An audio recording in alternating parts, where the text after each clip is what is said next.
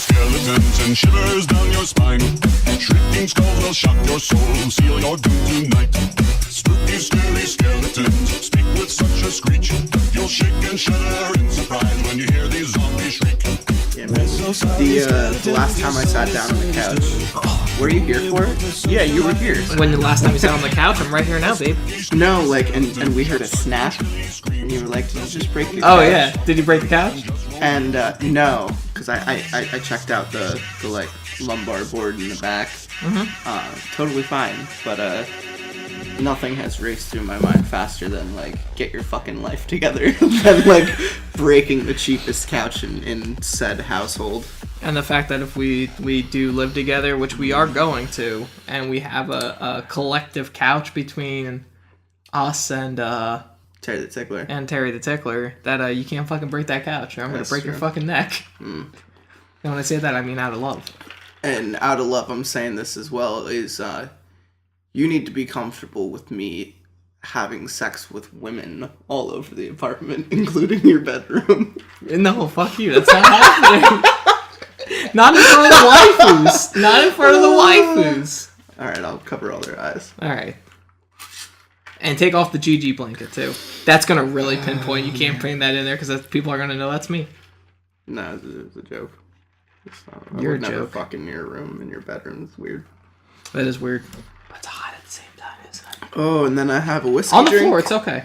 And a whiskey drink. I just want to redo the entire tub thumping song, but replace every drink with whiskey drink. I can't say that because I have vodka. I know. I don't drink vodka anymore. Vodka's my drink of choice. That's okay. I just drank too much. You know, when I drank too much of Jack Daniels. Yeah, that's what I'm drinking right now. Yeah, no, there was a terrible mistake. A single rose. I guess we're on... Holy shit. A single rose. Oh, for all the listeners of today's episode of Lots of Pasta, we have to... I did remember. I mean, you just reminded me, but I did remember, like, we have to tell the story. So, we had gotten a lot of people here drunk. What was it for, St. Paddy's Day? Because New Year's was the good time, St. Paddy's Day was the bad time, where everyone was just depressed. Probably then. I don't remember it being any specific holiday. I just thought we were having a good time. Well, we didn't have it specifically for the holiday, but people were home from school because I remember the of party spring break. It was after New Year's, because the party before then was New Year's, and that's when I got trashed and realized I shouldn't be like... All of us were wearing flannels, and your basement door was open, which means it was nice enough out to be comfortable in that and not freeze our asses off. No, I believe you. So we got everyone. More particularly, there's a guy who hasn't been on my show yet. So I'm not going to say his name, but you and a specific person got real drunk off of Jack. And it wasn't just off of Jack, it was off of everything. I know, but you guys nursed that Jack all night. Like, I remember half the bottle. That. No. Well, at least he did. At least I remember that. No, because wait, who are you talking about? Just whisper it in my ear.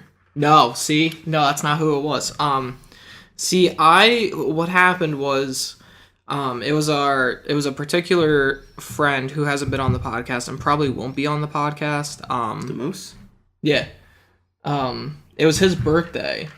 So I got him a bottle of Jack Daniels. And that was the catalyst. He worked that night. And when he got in, I was already drinking plenty before he got there. So he came down and I was like, oh, we gotta do a shot for your birthday. And then you opened the Jack, and then things got me and turned. him. You were already drunk though. Yeah, because of me and the other. Exactly. The other one. He's probably gonna be on really soon. He's gonna be on before 50. I'm sure of it. So we should bring him on. But yeah, like you got so turned. As the night went on, and next thing I know, both of you guys were like in the bathroom, like throwing up, like off and on. No, like, he was in your room. One after the other, and he passed out. Yeah. He passed out in the bedroom. We had bunk beds in the one bed. Was he top? Yeah, he climbed up top and never came down, didn't he? No. I thought you took bottom. We want to go into this? We're going to go into this. Okay. No, that's fine. So what happened was me and the Moose did a shot of Jack Daniels, immediately poured another shot for each of us, and he was like, nah, I'm good. I don't want another one right now. I was like, fuck, guess I'm doing them both. Did them both. That was a mistake. All I remember is sitting down on your couch. Everyone else is laughing, having a good time. I remember taking a pretzel, taking one bite out of that pretzel, falling to my knees, crawling to your bathroom, and just staying there. No, I do remember this. Hold on. The other one was in your room at that point already with the bunk beds. Spitting up on the floor, dry heaving. Yes, and Yep. you brought him a bucket so he Yep. wouldn't puke on your floor. That's right. He And, passed out real quick. He passed out on your floor. That's right, he was on the floor. He was on the floor next to the we puke coddled bucket. him in blankets. Yes. I was in your bathroom. This is a bed. This is a bed. Yeah, and he didn't want to get up. He was done. I think the night ended with the top. No one was able to climb up to the top bunk, so I think a bunch of baby ducks climbed up there at the end of the night. Yeah, you're right. I'm almost You're entirely sure. 100% right. Because there's another story that goes into that. So you were drunk. You're throwing up. Both me and my ex. I didn't throw up though. Okay, so you were I just was sitting dry heaving. You were sitting at the toilet and you were worried, and we kept saying, "Force yourself." Yeah, yep. It was like, force yourself to. You'll feel you a lot will feel better. so much better. And I was like, and you sat and I there was for like 3 hours. Trying to force myself. You and I couldn't. You couldn't do the no- fingers. There You was can't no. do There it. was nothing in my system. I didn't eat anything that night or the before drinking, and that's why I got the way I was. So Plus you're, Jack Daniels. So you're sitting there. You're staring at this swirling. And you're thanking both me and my ex for taking care of you so much. And then you Mr. Skelly Bones. Was he there? Yeah. He was okay. holding my hand and rubbing my leg, telling me everything was going to be okay. Sitting down with you, talking Yes. with you. That's right. He bought me a glass of water, and I'm pretty sure I broke that glass. You did break the Because I kicked it. I'm sorry. I totally forgot about the broken glass. I felt so bad. And you were like, dude, I have like 20 of them. It's fine. I was like, Yeah, no, it was the from a glass. benefit that my mom went to. It was totally irrelevant. But I remember, like, you started getting really sentimental. You started, like, really thanking, like, everyone taking care of you. And then you started getting sad. And I was just like, let's not go there. And you're just like, but my ex, I loved her so much, but my ex, you know what I used to do for her? I might need to drink some more whiskey before I, like, try to imitate you perfectly. I'm excited for this. I used to wake her up. With a single rose. A single rose! Hey, shut up! We were just like, just throw up! Oh. Stop. Oh, man. But yeah, so, Such a romantic. I try. I used to do that. Oh, that's such a funny story. I'm so glad it's on the podcast now. That's a creepypasta, right? Going into the other story, which I'll just dumb down, Yeah, just... for time purposes. Yeah. Someone's foot ended up in the other one's puke bucket, and I watched it happen. It was like slow motion. Could have stopped it. Didn't want to stop it. Thought it would be hilarious. foot? It was fucking hilarious. Oh shit, you're right. Yeah. Oh my god, that was the same night when she got shit faced and was climbing all over, and she was like, you're so tall, I have to climb you. And You're right.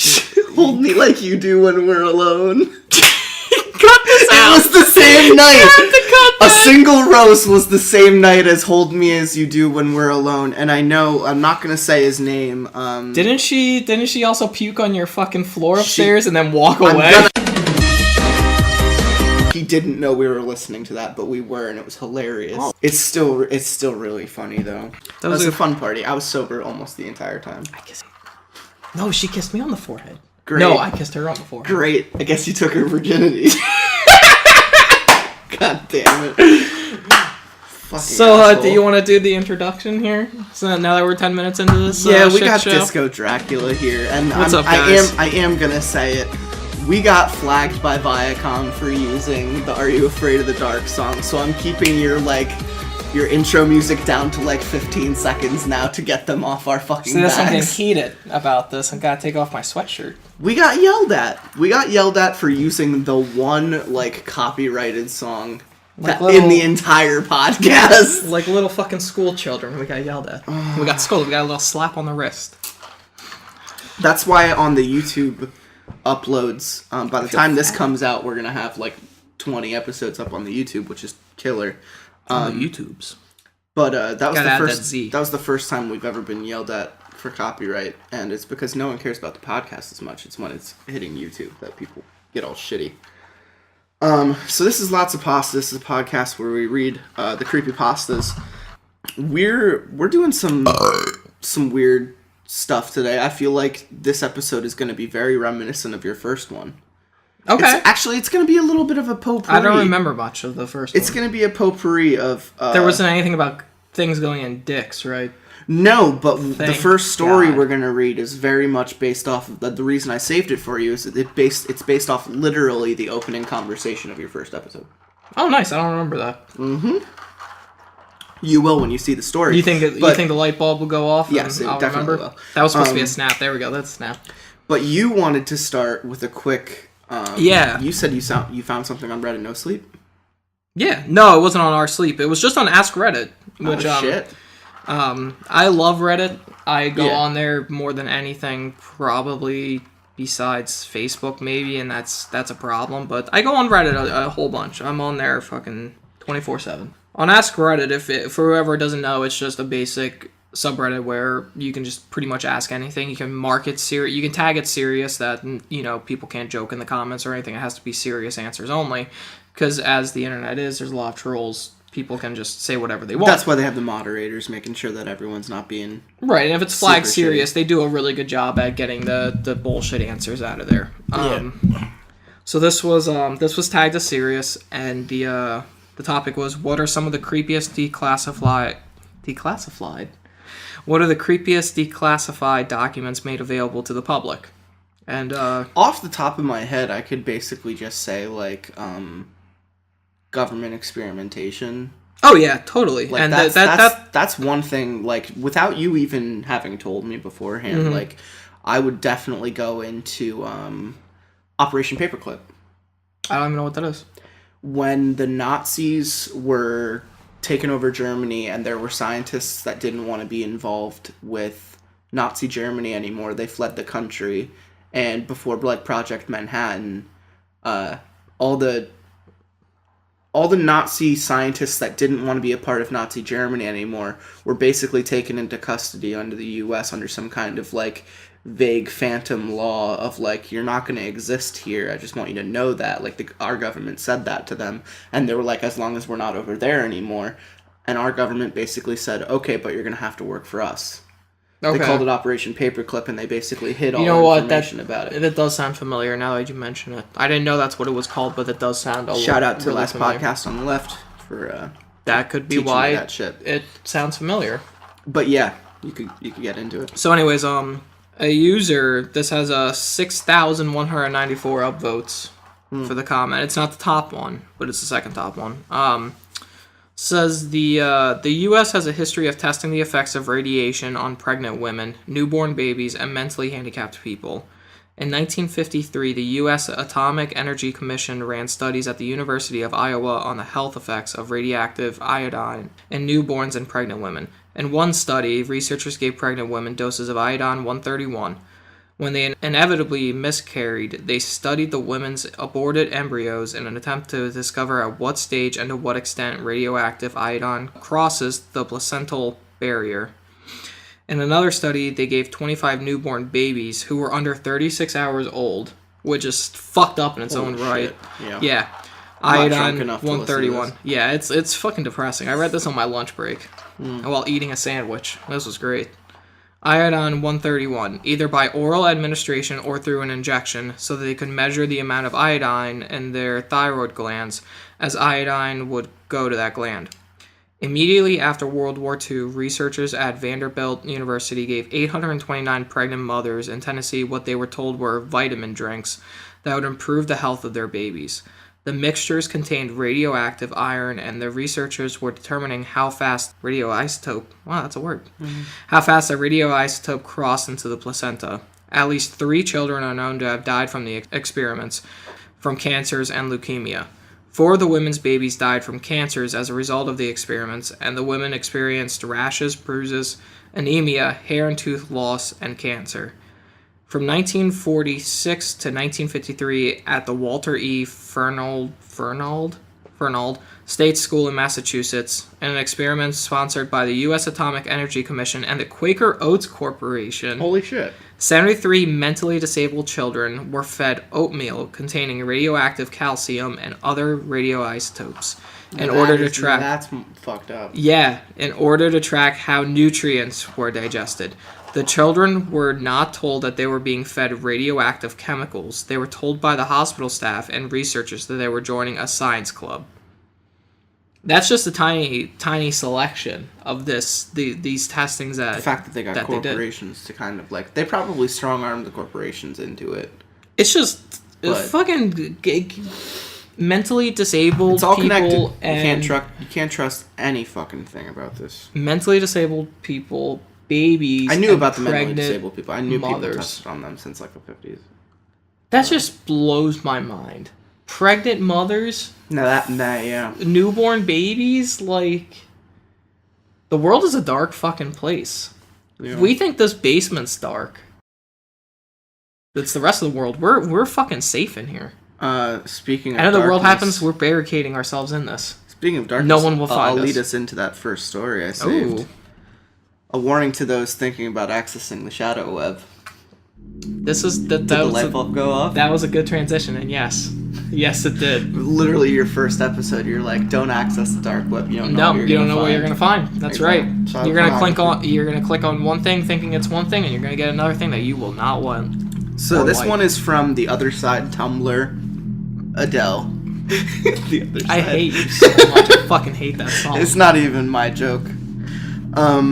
So yeah, just to repeat the title one more time, a warning to I those wish the audience thinking can see how I'm staring about at you right now. accessing the shadow web.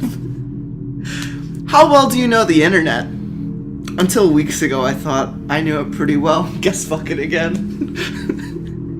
After all, I spend a good chunk of my day browsing Reddit and 4chan. Oh, it sounds like me. And I'm always up to date with the latest memes and circle jerks. I've been a denizen of the internet since the early days of Fortune City pages and IRC channels, and a regular ever since. Then about a year ago, somebody introduced me to the shadow web, a sort of secret layer of the internet that you will never find by Googling or looking up message boards. There are no in links from the surface web to the shadow web, and no, this isn't the deep net, in case you were thinking about that. Okay. Not some websites with gore videos of freak accidents. I've seen those. I assure you, this is something far more twisted. I never asked what his name was. He was a regular who came to the gas station where I worked as an attendant last year. Every time he came in, he would buy $20 to $50 of UCash vouchers. No, you got it. UCash vouchers, which I assumed were for porn subscriptions. I think it was a combination of his beige polo shirts and receding hairline that gave off a creepy vibe of a pervert. One day he was asking for $300 of UCash vouchers, and I made the mistake of raising the question, what for? Have you ever heard of the shadow web? I remember him asking me casually as he counted 300 from a wad of $20 bills. I hadn't, so I shook my head. Then he looked through his wallet and withdrew a little slip, one about the size of a credit card. If you want to find out, he whispered. He leaned towards me, slid the piece of paper into my chest pocket. I gave him his vouchers and he left, and I never saw him again. Not long after I left the job to return to school, it wasn't until a couple weeks ago that I came across the old yellowy uniform with the piece of paper still in the front pocket. When I opened it up and read its content, I immediately recalled my encounter with the creepy customer. The piece of paper had instructions on how to get to the gateway of the shadow web. There were a lot of steps, some more sophisticated than others. Unfortunately, I was both tech-savvy and curious enough to follow them. The first thing you'll want to know about the shadow web is that you don't want to go there. I've seen plenty of fucked up things on the web, but nothing comes remotely close to the things I saw on the shadow web. Thinking back, I should have noped the fuck out the instant I saw the front page. I don't know why I hadn't. Maybe something is wrong with me.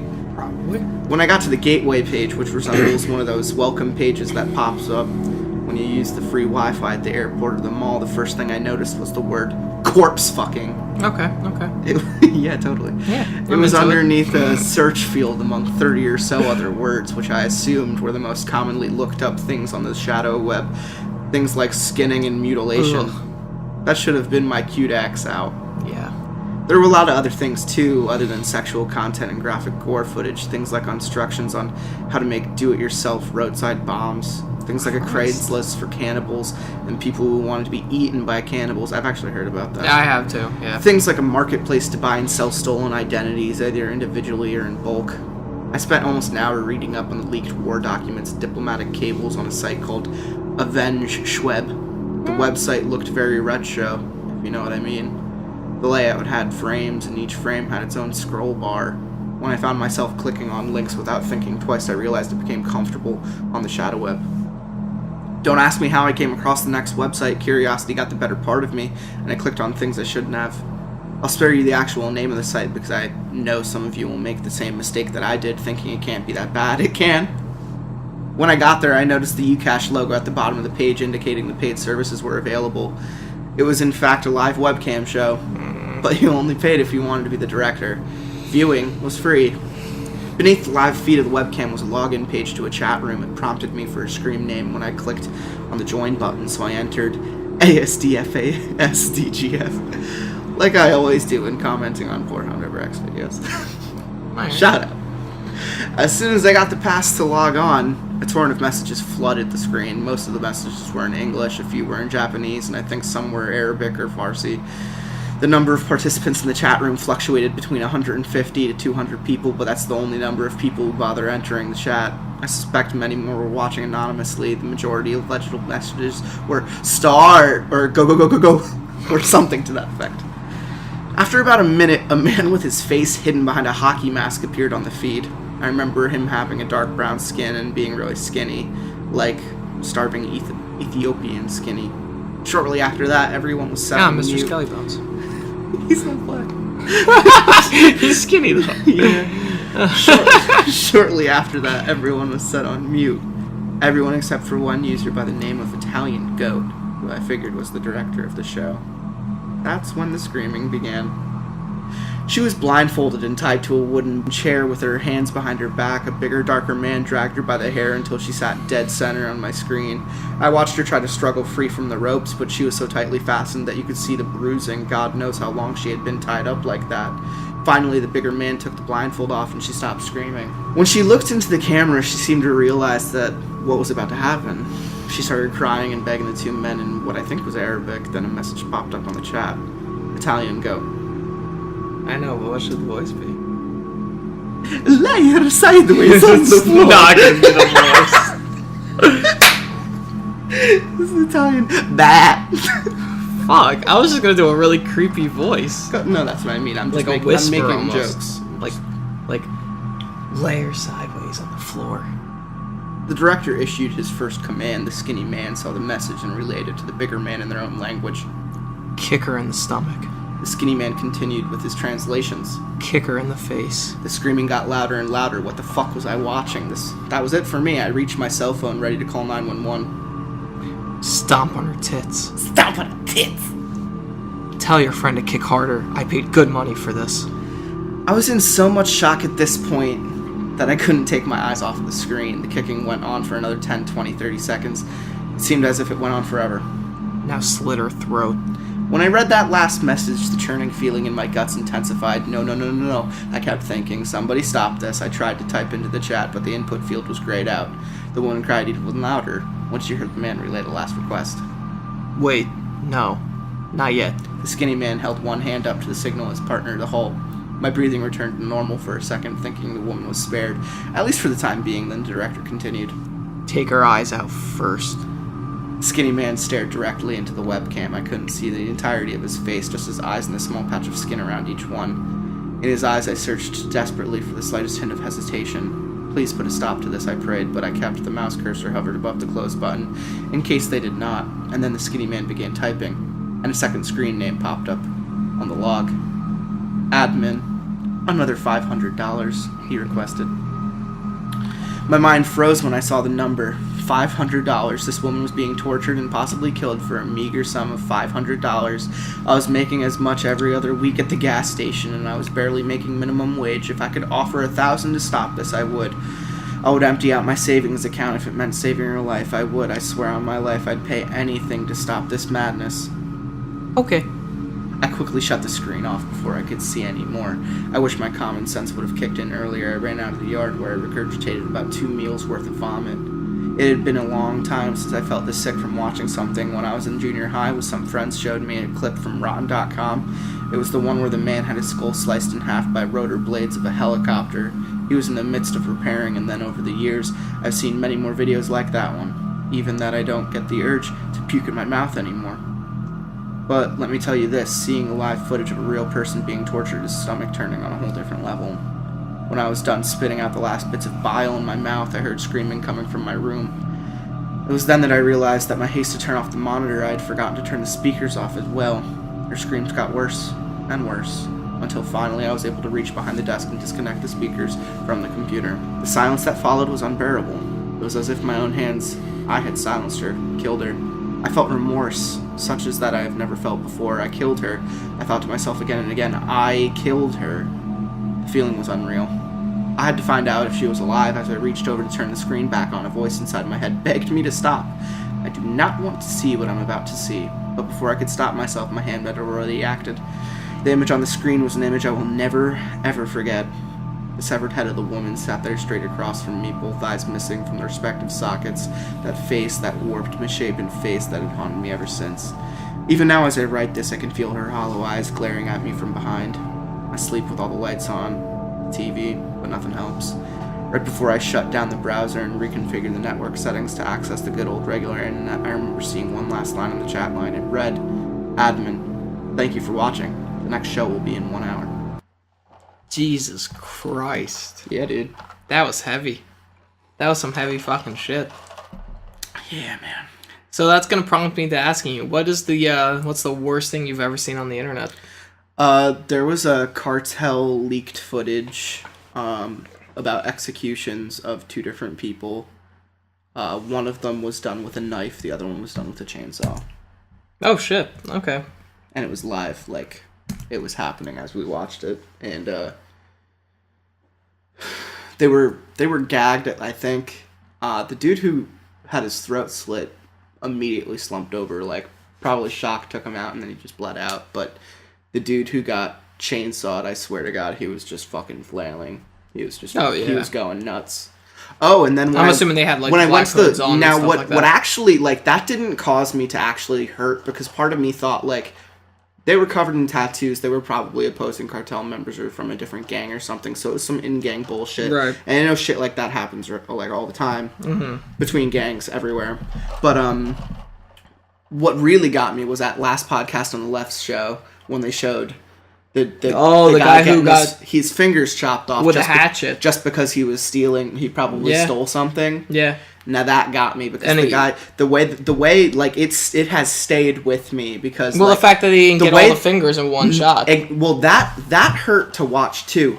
But when the guy walked away after getting his 4 front fingers chopped off, he waves his hand, like when you get a paper cut and you're like, ow. Or like how something slams down on your fingers. He wasn't or something. crying, he wasn't screaming. No, he was literally like, this should stop hurting soon. Yeah. Waving his hand. And you just got your fingers chopped That is off. Stuck with me. Like, he's not going to get his fingers back. And see, that didn't stick with me as much because I've seen that GIF before.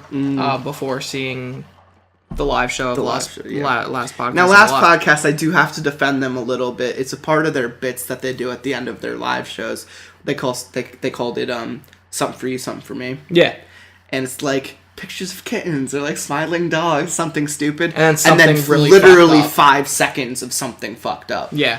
And like, I get it. I get why they do that, and it's their whole mentality of like, you show us these horrible things so that we could, bear the reality of the shit we're talking about. It's not just all entertainment sometimes.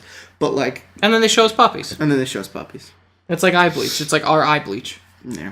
But the worst thing I've seen on the internet is going along the lines with you. It was an execution, but it was a woman, not her face not covered or anything, done with a knife, very small knife.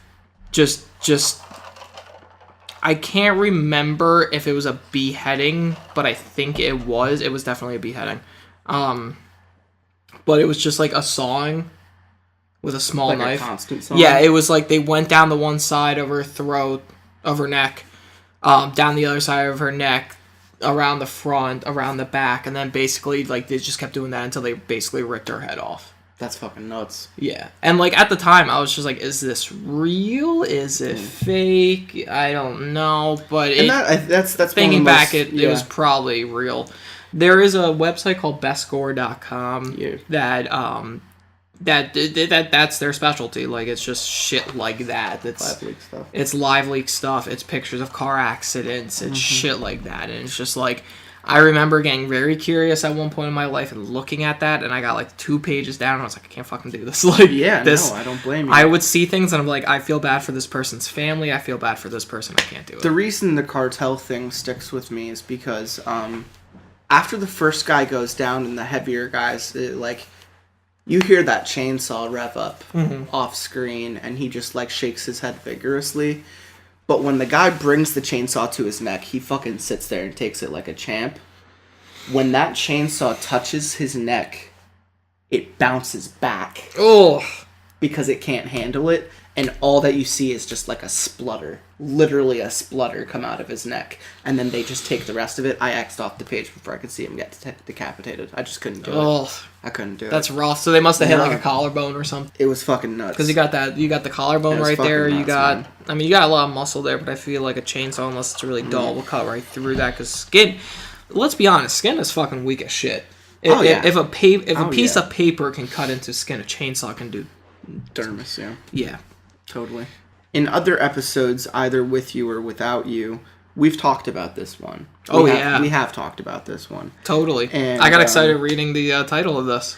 The reason I'm impartial to this one is because what really brings it home is actually watching the homemade clip that someone made to go with it. As hokey as it is, it's really what brings the episode together. Yeah. And like or the story together. And we're reading SuicideMouse.AVI, and one of my personal favorites. Yeah, and you're kind of like the lost episode guy on the show, and we're just gonna run with. I have so much lost episode shit. Good. Both creepypasta and trollpasta. So that's gonna be the rest of this episode. If you aren't into lost episode bullshit, like listen to it anyways because we're funny. Yeah, because this is actually like good material. Like I know this one is good.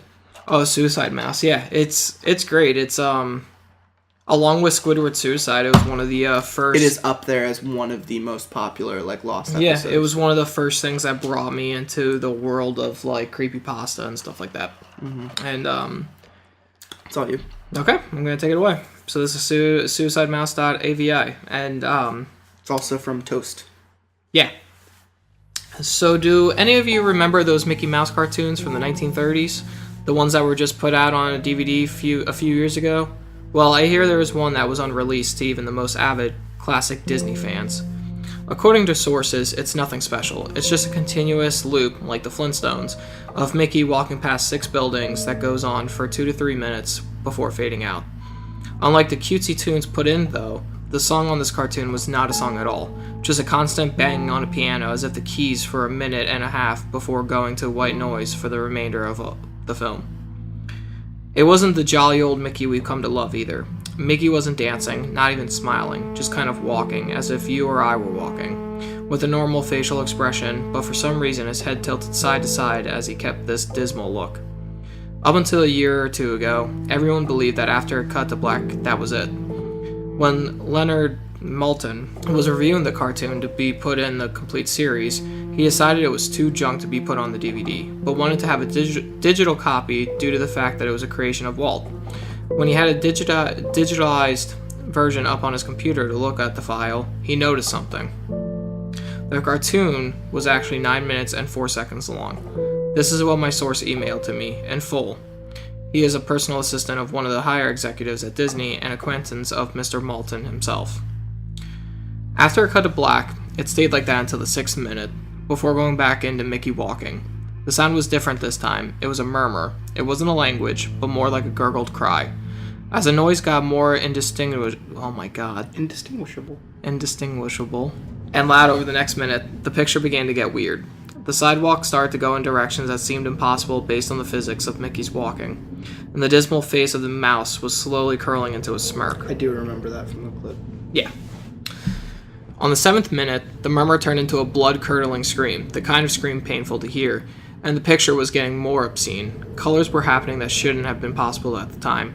Mickey's face began to fall apart. His eyes rolled on the bottom of his chin like two marbles in a fishbowl, and his curled smile was pointing upward on the left side of his face. The buildings became rubble, floating in midair, and the sidewalk was still impossibly navigating in warped directions, a few seeming inconceivable with what we, as humans, know about direction. Mr. Moulton got disturbed and left the room, sending an employee to finish the video and take notes of everything happening up until the last second, and afterward immediately store the disc of the cartoon into the vault. This distorted screaming lasted until 8 minutes and a few seconds in, and then it abruptly cuts to the Mickey Mouse face at the credits of the end of every video with what sounded like a broken music box playing in the background. This happened for about 30 seconds, and whatever was in that remaining 30 seconds I haven't been able to get a sliver of information about. From a security guard working under me who was making the rounds outside of the room, I was told after the last frame the employee stumbled out of the room with pale skin saying, "Real suffering is not known," 7 times before speedily taking the guard's pistol and offing himself on the spot. The thing I could get out of Leonard Moulton was that the last frame was a piece of Russian text that roughly said, "The sights of hell brings its viewers back in." As far as I know, no one else has seen it, but there have been dozens of attempts at getting the file on Rapid Share by employees inside the studios, all of whom have been promptly terminated of their jobs. Whether it got online or not is up for debate. If rumors serve me right, it's online somewhere under SuicideMouse.AVI. If you ever find a copy of the film, I want you to never view it and to contact me by phone immediately, regardless of the time. When a Disney death is covered up as well as this, it means this has to be something huge. Get back at me. TR. Get back at me. Get back at me. That's a fun Dee one. Dee Dee. I like Suicide Mouse. I love Suicide Mouse. It's just it's quick, it's simple, and it's the kind of thing that I don't imagine would have actually been made by Walt, but maybe made by a disgruntled employee told to work way too hard, like back in like the 30s, and wanted to bring Disney down. Exactly. Literally wanted to ruin him. It could have been like a Universal Snope or something. It's funny because when I was at Disney, I thought about Suicide Mouse a lot, and I was like, what happens if there is a vault just somewhere in these tunnels right now that has a tape like this? Never in the history will that tape exist, because Disney is good at covering their shit up, and if something like that actually existed, that thing's long destroyed. But at the same time, oh totally, you think they'd actually keep that shit around? No, that thing was thrown in the fire. If some exec comes across that shit, they burn that shit. Yeah, it's in the fire. Yeah. It is forever in fucking like Splash Mountain. That thing's never coming out of Splash Mountain. They're gonna do renovations on that. You know what the renovations are? Putting more shit like that in Splash Mountain so no one can find it. Yeah. It's a 9-minute ride. Why do they gotta not have a 9-minute ride? Why do they gotta have a 9-minute ride about a racist? Splash Mountain's one of my favorite rides. I love Splash Mountain. And Song of the South, while incredibly racist, you really like. I feel bad saying this because I am white, but having watched the entire film, you really do have to look at it in the same frame as like Uncle Tom's Cabin, Gone with the Wind. Like, it's literally. I sound shitty even trying to think about it. It is no, trying. No, it's fine. Someone's gonna take your words out of context and make you out to be It's trying racist. to turn slavery into something understandable, but you got to remember the entire movie is told from children's perspective. Mm-hmm.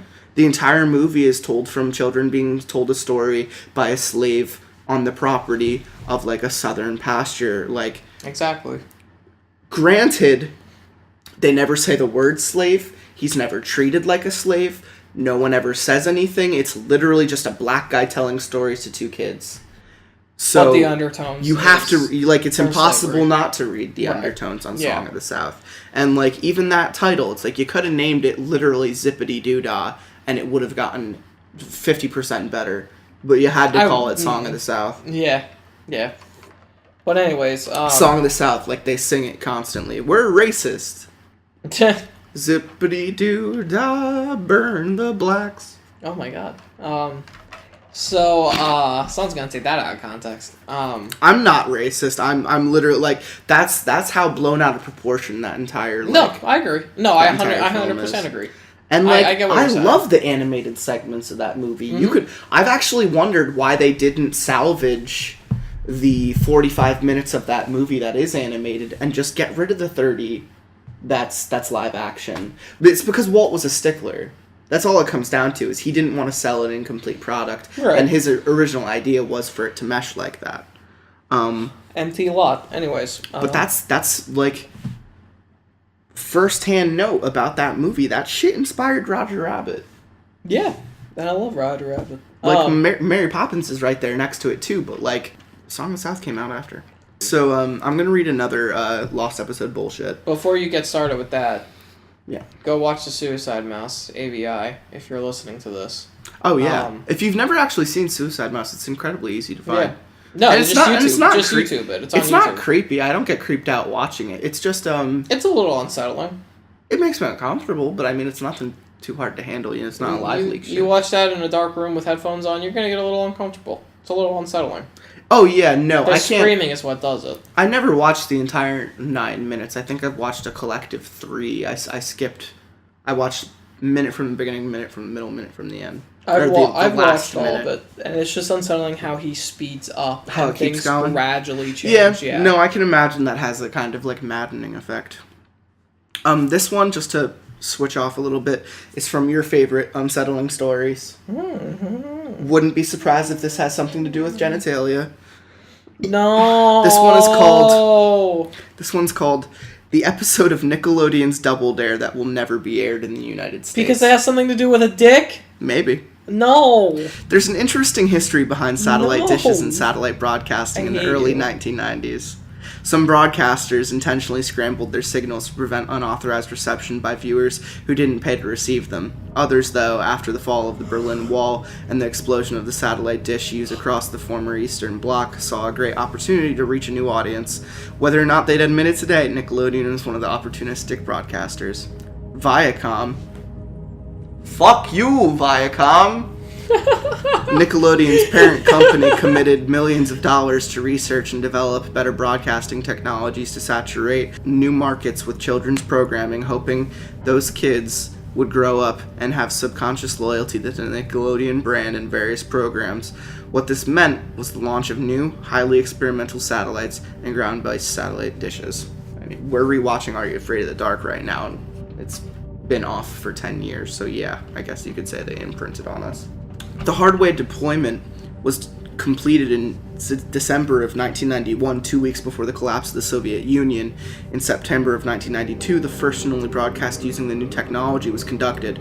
On October 9th, 1992, the new broadcasting technology was made illegal in the United States. I was a Viacom engineer working for Nickelodeon in September of 1992. I was excited about the new satellite capabilities, just like any tech nerd would have been. I remember the first time our crew read the signal power specifications and the range of the EM bands the technology would exploit. Bill James, the guy working with me at the time, remarked, "What the fuck is this, Star Trek?" I didn't even laugh, I just said something like, "Yeah, seriously." The stuff we'd been using seemed decades ahead of anything we'd ever seen. Of course, like any technology, there were a lot of bugs to work out. Test receivers on Viacom, chartered ships thousands of miles out at sea, were getting burned out by signals coming down from new satellites. To make matters worse, if the signal did make it to the receivers without damaging them, the video quality was poor. Blurring static and dropped frames interlaced with noise plagued the testing period before we could get a handle on them. Still, the picture wasn't as good as we'd hoped. New cameras using some bizarre optical tricks seemed to get the test pattern to appear much more clearly, though. Not perfect, but good enough. Once we received the new cameras, Engineering Central over at Viacom's technology headquarters gave my crew at Nickelodeon Studios the go-ahead to start broadcasting with the new tech on September 22nd, 1992. It was going to be a live, unedited taping of Double Dare. The Viacom brass figures the live taping was as good as a pre-recorded one. New viewers in Eastern Europe and Russia would get a chance to see Mark Summers' personality and others behind the scenes, things the marketed research claimed they'd be interested in. We began the broadcast at 11 a.m. Pacific time. Things were going well. There were a lot of dropped frames early on, but things smoothed out. Interestingly, one of Viacom's sources in Bulgaria and one in Latvia said not only were there no reports of burned out dishes, but the signal strength was so high it bled into neighboring EM bands, forcing the Double Dare broadcast onto multiple channels on either side of the main one. At the start of the broadcast, it was estimated 60% of people with satellite dishes in Eastern Europe and Russia were turned into Double Dare. Interesting. I love Double Dare. Yeah, it's great. The show was nearing its end and the winner was announced. Now, this particular iteration of the show was Family Double Dare, so Mark Summers, the mother, the father, and their 2 sons were waiting for the prize to be unveiled. I knew it was going to be a car. It was always a car.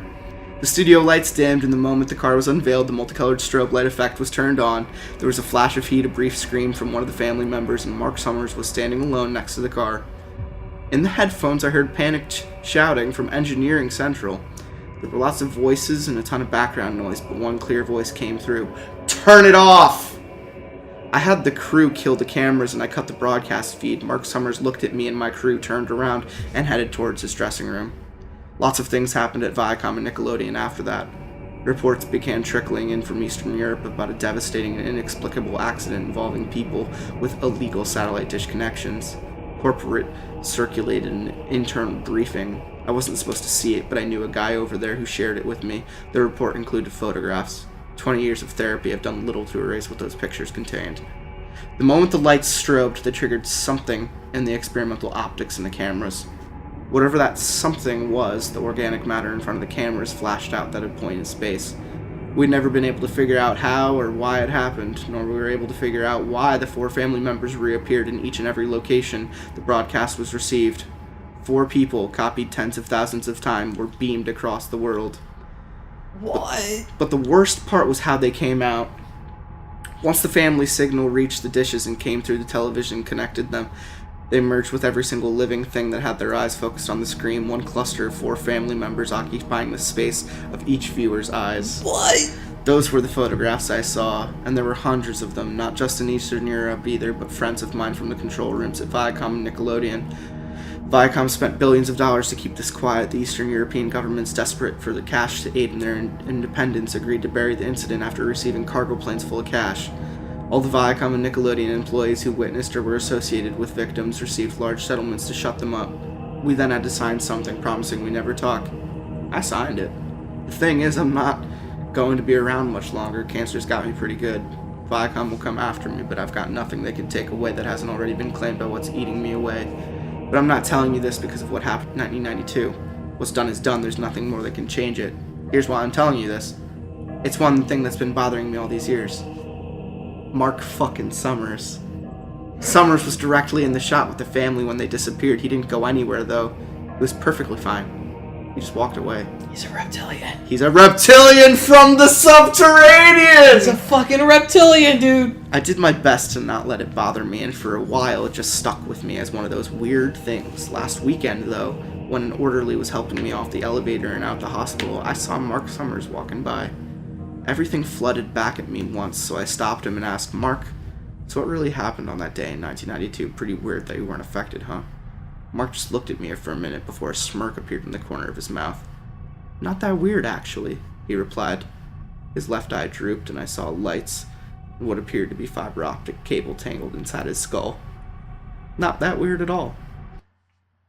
So he's not a reptilian? No, it might be. It might be a social computer construct. You don't know how they're taking on the skin bodysuits that they use so well to fit into society. Story blew my fucking mind, dude. I wasn't ready for that. That's a good one. That is a good one. That's fun. It's like the Cronenbergs. You know, Yeah. Cronenberg is real good at merging people together. Except for it doesn't have a whole bunch of penises. Several penises. And phallic objects that look like penises.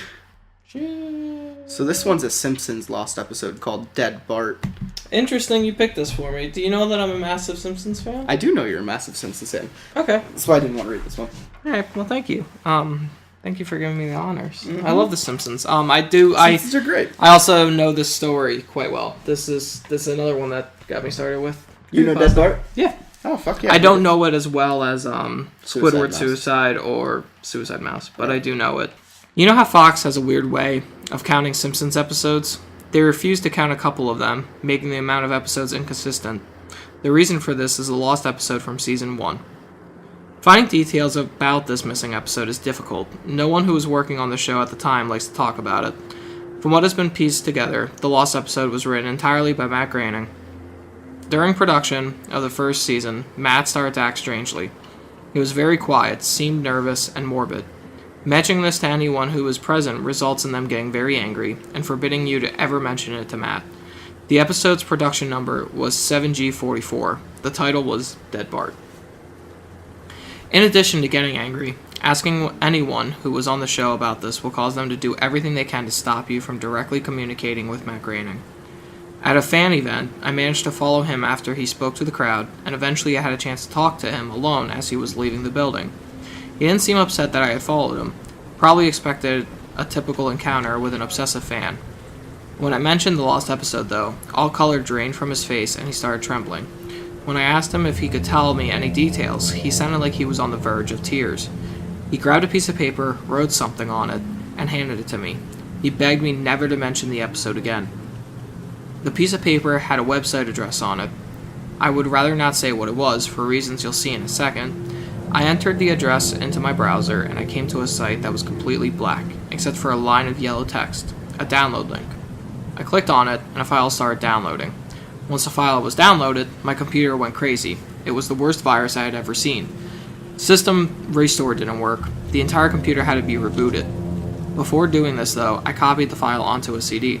I tried to open it on my now empty computer, and as I suspected, there was an episode of The Simpsons on it. The episode started off like any other episode, but had very poor quality animation. If you've seen the original animation from Some Enchanted Evening, it was similar, but less stable. The first act was fairly normal, but the way the characters acted was a little off. Homer seemed angrier, Marge seemed depressed, Lisa seemed anxious, Bart seemed to have a genuine anger and hatred for his parents. The episode was about the Simpsons going on a plane trip, and near the end of the first act, the plane was taking off. Bart was fooling around, as you'd expect. However, as the plane was about 50 feet off the ground, Bart broke a window in the plane and was sucked out. Which isn't something I'd put past, like, an actual episode, you know? They've done ridiculous shit. Totally. At the beginning of the series, Matt had an idea that the animated style of the Simpsons world represented life, and that death turned things more realistic. This was used in this episode. The picture of Bart's corpse was barely recognizable. They took full advantage of it not having to move, and made an almost photorealistic drawing of his dead body. Some would say hyper-realistic. I hate you. Act 1 ended with a shot of Bart's corpse. When Act 2 started, Homer, Marge, and Lisa were sitting at the table, crying. The crying went on, and it got more pained and sounded more realistic. Better acting than you would think possible. Some would say hyper-realistic. Fuck you. Just fuck Mr. you. Skellybone's not here, though, so I can't. He's the hyper-realistic guy. The animation started to decay even more as they cried, and you could hear murmuring in the background. This crying went on for all of Act 2. Act 3 opened up with a title card saying 1 year had passed. Homer, Marge, and Lisa were skeletally thin and still sitting at the table. There was no sign of Maggie or the pets. They decided to visit Bart's grave. Springfield was completely deserted, and as they walked to the cemetery, the houses became more and more decrepit. They all looked abandoned. When they got to the grave, Bart's body was just lying in front of his tombstone, looking like it did at the end of the Act 1. The family started crying again. Eventually they stopped, and just stared at Bart's body. The camera zoomed in on Homer's face. According to his summaries, Homer tells a joke at this part, but it isn't audible in the version I saw. You can't tell what Homer is saying. The view zoomed out as the episode came to a close. The tombstones in the background had the names of every Simpsons guest star on them. Some that no one had heard of in 1989, some that haven't been on the show yet. All of them had death dates on them. For guests who died since, like Michael Jackson and George Harrison, the dates were when they would die. Which is fucked, because, yeah. You can try to use the tombstones to predict the death of living Simpsons guest stars, but there's something odd about most of the ones who haven't died yet. All their deaths are listed as the same date. So is that his way of, like an end of the world? Yeah. Yeah. How would Futurama take place if the world was exploded? I'm a proud advocate of same universe theory for Futurama. You know what's great? Yep. The Simpsons. You know what's not great? 23 fucking Simpsons seasons. Stop making them. They're not good anymore. I mean, I think South Park just hit their 20th. Yeah. Yeah, I could believe that. They did 20th last... The Simpsons did it already. But, no, that was a reference. But what I'm saying that is... was a like, reference to a South Park episode. Oh, yeah, Simpsons. The Simpsons did it already. What I was saying was, like, right there? I'm not sick at all. I'm just burpy. I'm not sick at all. I'm just burpy. I don't drink often. And, that's a lie. I drink a lot, but soda. I have not gotten sick of South Park, and I've watched every single episode multiple times. That's because South Park, it stays relevant because it pokes fun at current events, and it's not afraid to poke fun at current events. And they get very, very vocal and very, very specific about what current events they're talking about. The Simpsons, on the other hand, it's just like, hey, let's try to make this funny again by poking fun at current events, but let's do it in a very boring fashion. And I don't know how to explain the Simpsons downfall, okay? I'm not a genius over here. It's not good anymore. But you're like, you know more Simpsons than I do, so I do trust your opinion. The first, I would say, 14 seasons of The Simpsons, fucking golden. They're amazing.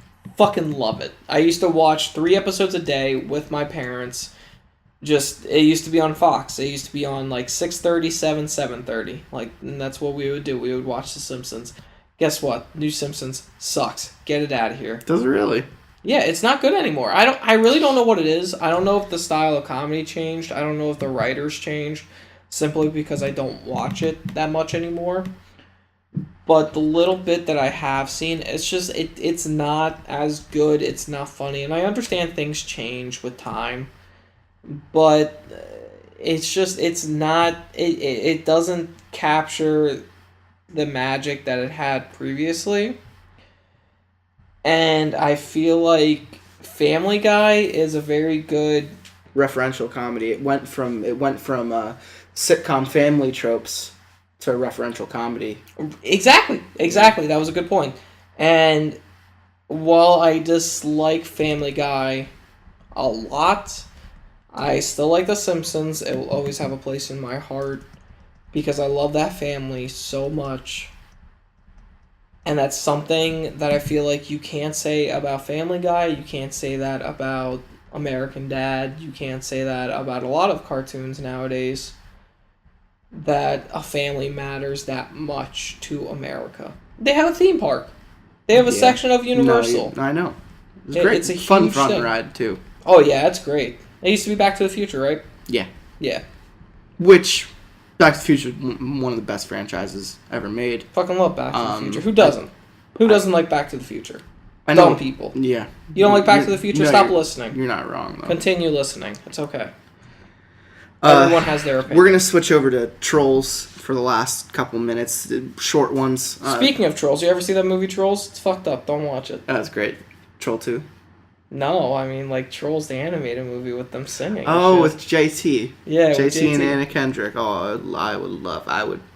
Oh, man. Anna Kendrick? Anna Kendrick. Oh, yeah, I was thinking of JT, too, but anyways. Who wouldn't? Anyways. So, did you ever... No, seriously. Hold on Troll Pasta for a while. Did you ever see Trolls? No. No? I refuse to watch the new one. The beginning is literally about these things that eat the trolls. Like, it's dark. It's dark for a kid's movie. They're eating the fucking trolls for happiness. I only watched the first, 20 minutes. Substance abuse. Wouldn't know anything about that. Ayo! Watched the first 20 minutes of it with my niece. Losing my goddamn mind throughout the whole thing. I was like, I can't do this. You weren't even tripping on anything. No, I was like, I have to go to sleep. I can't do this anymore.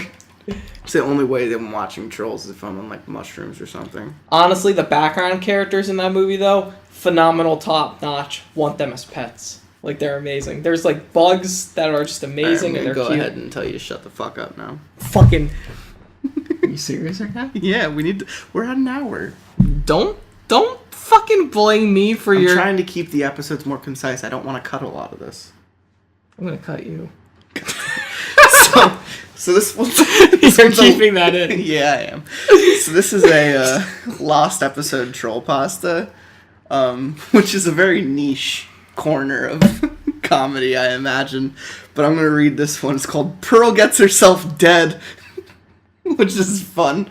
It's SpongeBob, Pearl. I was going to ask if it was SpongeBob. Yeah, it's Squidward Suicide, but stupid. Dude, I fucking love SpongeBob. And Pearl's pretty annoying, so I mean, fucking hate Pearl. She could get herself dead as much as yeah, she she could leave the show. I wouldn't Before care. you read this, remember that this is not any kind of pasta and is totes magotes real, so it's not creepypasta. Lots of pasta.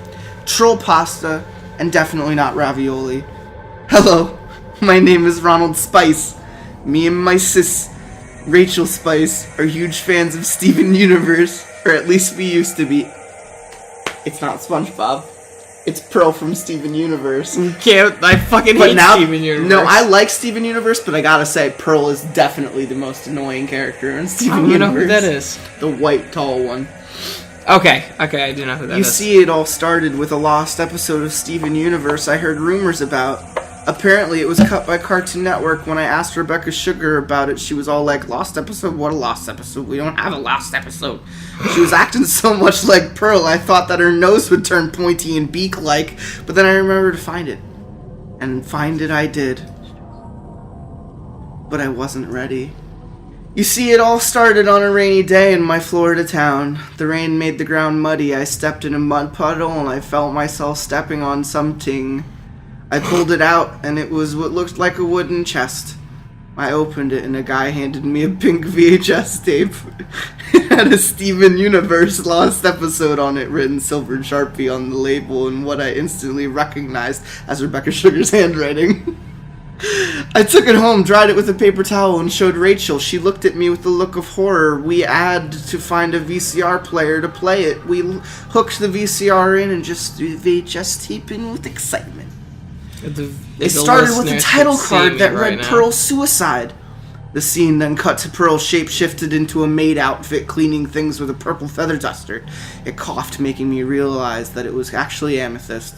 Pearl unshape-shifted and threw Amethyst behind her. The camera cut to Connie, who was in a pose that looked like she was in a chair reading a book, but she was floating in midair with a donut floating between her hands. The feather duster fell behind her into hammer space. Then Amethyst, with blank white eyes, emerged behind Connie out of the hammer space and started eating her head whole. It then cuts to Pearl's room, where she pulled out her spear and sword. She played "It's Over, Isn't It" on her spear like a violin, using the sword as a bow. It was a nice cover, but I couldn't help but feel a little unsettled. She remarked that she had discovered a new talent, Amethyst, like with Connie, but Pearl retaliated and fought back. It cuts to the Beach City stage where Pearl was about to play. Pretty much every in Beach City turned up to watch, even what Licka, undead Connie with no head, with 2 streams of blood droplets coming out like some bizarre fountain. Pearl started playing her spear, but this time her cover was horribly off-key. Everyone's head has exploded into hyper-realistic blood. Everyone started to boo. Then, without heads, then Yellow Pearl showed up. Instead of her normal voice, she had the voice of a menacing Scotsman. "Ha! You call that playing a spear? This is your play a spear!"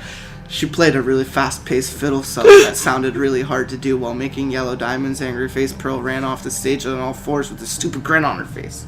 It cuts to the final scene, which was in black and white. Pearl looked rather somber, her back turned to the camera. When she turned to face it, her eyes were black with red dots. She looked on the verge of crying. She held a banana to her head like a gun. The tape then cut to like 45 minutes of static. After the static, the credits rolled, but they looked rather crudely drawn, and there was an incredibly off-key violin cover of Love. Like you playing. Our heads exploded into hyper-realistic blood. What a turn of events! That was the dumbest fucking thing I've ever read. I fucking hate Steven Universe. We're saving this for another one, and I'm gonna cut me mentioning this, but there's a 4-part Jeopardy lost No, I episode. see that, and you know what you don't know about me? I fucking love Jeopardy. I watch it with my dad. We have to make the time because it's 20 pages. 4 nights out of the week. We're gonna have to make the time to read that. When Alex Trebek dies, it's gonna be a natural fucking catastrophe, and Jeopardy will never be the same. You're not wrong. I'm not wrong. I know that. That is the one surest thing in life that I know. So I'm gonna have you read a There was short a one. lot of vodka in the last one. So we're going back off of the episodes for a little bit. We're gonna finish out with Abandoned by Disney, which we read on both of your like last couple episodes. Well, not now, but like we read you on 17 and 23. How long is this? Is that a giant anaconda? My anaconda don't want none unless you got buns on. Wow, that's a lot of text. Abandoned by Six Flags. All we right. fucking love Six Flags. Dude, we do. I want to talk to you. We gotta go to Six Flags sometime. We've gone soon. to Six Flags with Gravy Train, and that's what I'm going to start calling him. Gravy Train and Sir Booberry a couple times, and we need to go again this summer. We gotta plan. We gotta plan it. Definitely. Right fucking now. I've already talked to Gravy Train about it. We're totally down. Fucking love Six Flags. Anyways. This is, that's good. This is Abandoned by Six Flags. A place where we both love. Fun times. One time when I was a child, I visited Six Flags New England with my family. Granted, we didn't go to the New England location. We go to fucking Jersey. I remembered enjoying the 2 wooden roller coasters that the park had. Anyways, I had mostly forgotten about this trip until I was about to move away to college. While digging through some old belongings of mine, I found a pamphlet that read, "Visit Six Flags Redneck Woods, opening April 1998 in Charlestown, West Virginia." After looking the pamphlet over, I googled information about the park, only to find nothing. I went to a forum about amusement parks and asked about it. One man told me that it was an abandoned amusement park developed but stopped for unknown reasons. He also told me that the park was located off of US Route 340 in a remote area near Harper's Ferry. I decided to drive down there with my camera to see what it was all about. When I exited off the 340 highway, I saw a rusty metal sign off in the woods that read Six Flags Redneck Woods. A crumbling path led me under the sign and passed by pyramids of old moonshine bottles and Mountain Dew cans. Sounds like my kind of place. Must be some authentic decor, I thought to myself. As I continued down the road, I began to hear a faint whining, twanging sound in the distance. I continued on down the path, even though I became frightened. I stopped to take a photo of a dead possum sitting atop a pyramid of old Coors cans and moonshine bottles. The twanging sound became louder. I approached a pavilion labeled Rednecks Only. The twanging noise started to give me headaches, and my ears started bleeding. There was a door leading into the pavilion that was slightly ajar. I reluctantly opened the door to reveal a circle of the scariest things I had ever seen. They all looked related, and they all likely shared genes. A husband and wife looked like they could have been cousins, and they likely were. Who knows what these people do to each other? There, right in front of me, was a man with black, greasy beard that stretched to the floor. His teeth were replaced with little stubs, and he was missing one eye. On his head was a rotting possum. You want to scroll the page down? Rotting possum. On his head was a rotting possum. On his head was a rotting possum carcass. I realized why the park had been abandoned as I fled to the safety of my car.